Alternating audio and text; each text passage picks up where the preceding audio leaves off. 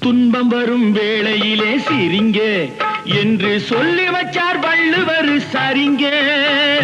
துன்பம் வரும் வேளையிலே சிரிங்க என்று சொல்லி வச்சார் வள்ளுவர் சரிங்க. பாம்பு வந்து கடிக்கையில் பாழு உடல் துடிக்கையில் யார் முகத்தில் பொங்கி வரும் சிரிப்பு. இது கீழ்புறத்தில் இனிப்பு மேல்புறத்தில் கசப்பு. பட்டினத்தார் கையில் உள்ள கரும்பு. இது பட்டினத்தார் கையில் உள்ள கரும்பு. நான் சிரிக்கிறேன் சிரிக்கிறேன் சிரிப்பு வல்லே. நான் அழுகிறேன் அழுகிறேன் அழுகே வல்லே.